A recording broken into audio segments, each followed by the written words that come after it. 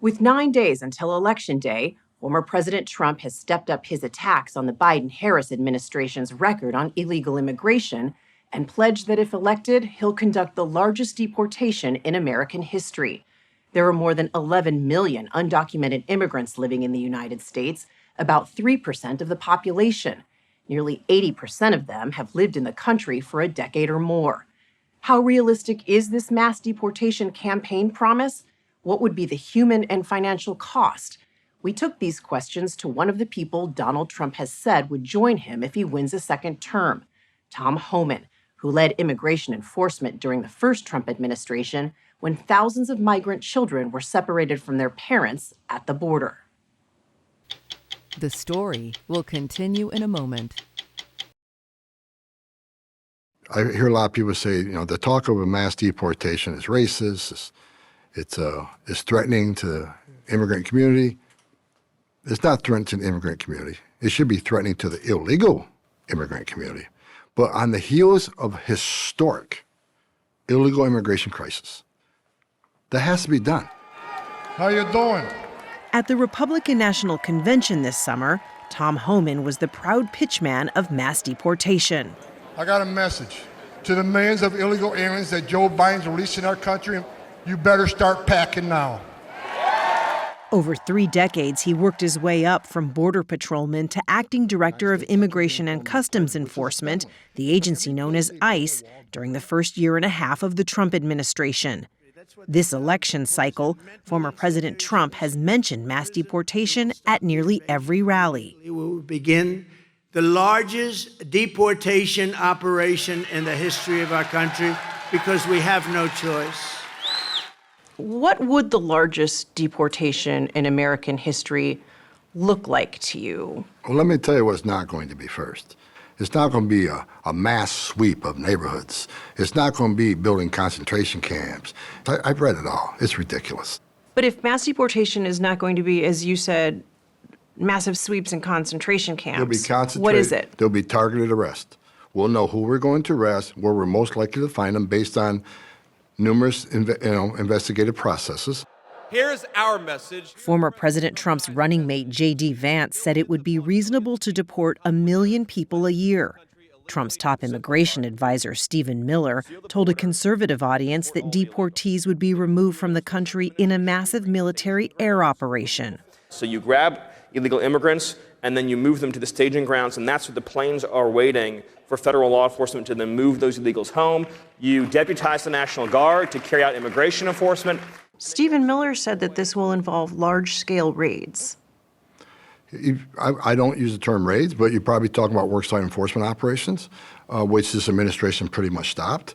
Workplace enforcement, that's a roundup. And that's going to be necessary. Worksite enforcement operations just not about people who's working illegally in the country and companies that hire them that's going to undercut their competition that has U.S. citizen employees.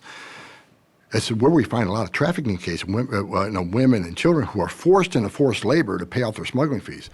A study by the American Immigration Council found that mass deportation could result in the removal of millions of construction, hospitality, and agriculture workers, reducing the GDP by $1.7 trillion.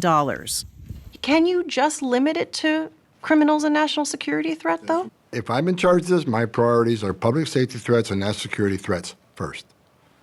First implies others follow, though, right? Absolutely. So game that out for me. What's the scenario? It's not okay to enter a country illegally, which is a crime. That's what drives illegal immigration. When there's no consequences, the Biden-Harris administration has proven this. You can get to the border, turn yourself in, get released within 24 hours. So you are carrying out a targeted enforcement operation. Grandma's in the house. She's undocumented. She get arrested too? It depends. Which? Let the judge decide. We're going to remove people that a judge has already deported. Homan's suggestion that grandma might face arrest would mark a major shift in policy. Under President Biden, ICE is mostly targeting those deemed national security or public safety threats and people who just crossed the border illegally. The majority of the 4 million deportations carried out by the Biden administration have occurred at the southern border, where an unprecedented influx of migrants created scenes of chaos, a humanitarian crisis, and one of Vice President Harris's biggest political vulnerabilities. Homan says mass deportation is the solution. How many people would be deported? You can't answer that question. Why not? How many officers do I have? Is there a written plan on this? Not that I know of. If there's no memo, if there's no plan, is this fully baked? We've done it before. But not a deportation of this scale.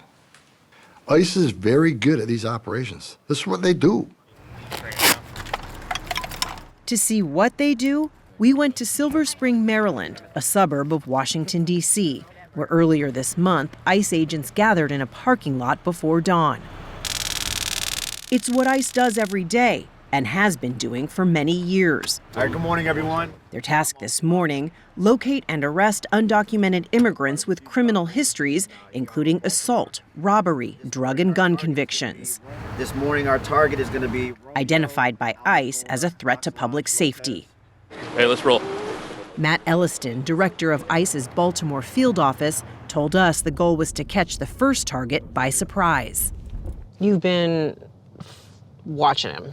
Yeah. You know his routine. Yeah, we know his routine. We've been watching him for a couple days. Wait till he gets about in front of my vehicle. Sure enough, a white van soon appeared to pick him up, but they didn't get very far. Hey, how you doing? What you got in your hand? What did you put down? The man they arrested was a 24-year-old Guatemalan with an assault conviction who had been ordered deported by a judge 5 years ago. The ICE agents discovered that the driver of the van was also in the country illegally.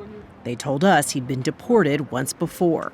He has no criminal record, and he was picking up his employee to go to work. It doesn't make sense to waste a detention bed on someone like that when we have other felons to go out and get today. A lot of folks might hear you and say, like, hold on, you've got an undocumented immigrant who comes face to face with ICE, who's responsible for deporting folks from this country, and you let him go. We utilize immigration law to enhance public safety. It's not to just aimlessly arrest anyone we come across, right? We do targeted enforcement in ICE.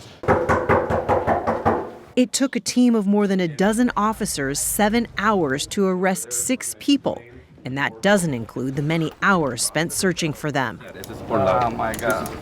So how would it even be possible then for ICE to arrest 1 million people in this country if that mass deportation plan were to take effect? I could say here in Maryland, we would never be able to resource or find that amount of detention, which would be our biggest challenge, right? And just the amount of money that would cost in order to detain everybody, it would be, at the Department of Defense level of financing. It's insane to think about it at this sort of scale. Jason Hauser, ICE chief of staff during the first 2 years of the Biden administration, Yep, go ahead and take it off for me. says it costs $150 a night to detain people like those we saw arrested. The average stay as they await deportation is 46 days. One deportation flight can cost $250,000, and that assumes the home country will accept them. Many, like Cuba and Venezuela, rarely do. ICE currently has some 6,000 law enforcement agents. How much manpower would it take to arrest and deport 1 million people? You're talking 100,000 official officers, police officers, detention officers, support staff, management staff. Trump advisor Stephen Miller has said staff could come from other government agencies like the DEA. The idea that you're going to take the FBI or the Marshal Service or the Bureau of Prisons or the Secret Service or FEMA off of their mission sets that protect our communities will not make us safer. Immigration enforcement requires specialized training and language skills that most military and law enforcement officers don't have. There's this discussion out there that makes it sound like it's just an easy swap. It is not an easy swap. So what I can tell you from the Immigration and Nationality Act, immigration law is second to the U.S. tax code in complexity. We have seen one estimate that says it would cost $88 billion to deport 1 million people a year. I don't know if that's accurate or not. Is that what American taxpayers should expect? What price do you put on national security? Is that worth it? Is there a way to carry out mass deportation without separating families? Of course there is. Families can be deported together. Monica Camacho Perez and her family worry about that. They have lived and worked in the country since coming illegally from Mexico more than 20 years ago. What scares you the most? I think of my nieces and my nephews, that they're going to get separated from their parents. ¿Y estaba feliz o no? ¿Te parece triste? They made a life in Baltimore, where Monica, who's 30, teaches English as a second language. We are a normal family like anybody else. Right? We go to church, we work every day, we pay taxes. She's among the more than 500,000 undocumented immigrants brought to the country as children who are protected from deportation under the Deferred Action for Childhood Arrivals program known as DACA. I'm the only one right now that's protected while my parents are not, my brothers are not. My brothers have children that are born here. So if they were to get deported, what will happen to their kids? Although I have my life here, I think that I would take the decision to go back with my parents, to take care of them. You would? Yes. You own a home here. This is the city you grew up in. But they're also part of my American dream. And I can't imagine living here without them. Like Monica's nieces and nephews, more than 4 million U.S.-born children live with an undocumented parent. Why should a child who is an American citizen have to pack up and move to a country that they don't know? Because their parent absolutely entered the country illegally, had a child knowing he was in the country illegally, so he created that crisis. While Homan ran ICE in what became one of the most controversial policies of the Trump administration, at least 5,000 migrant children were forcibly separated from their parents who were prosecuted for crossing the border illegally. You've been called the father of Trump's family separation policy. How does that sit with you? It's not true. I didn't write the memorandum to separate families. I signed the memo.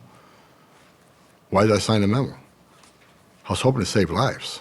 While you and I are talking right now, a child's going to die in the border. So we thought maybe if we prosecute people, they'll stop coming. And if Trump wins a second term? I don't know of any formal policy, but they're talking about family separation. Should it be on the table? It needs to be considered, absolutely. Do you think a mass deportation plan would deter other people from coming to this country illegally? No, I don't think so. Regardless, people are still going to try to come for a better life.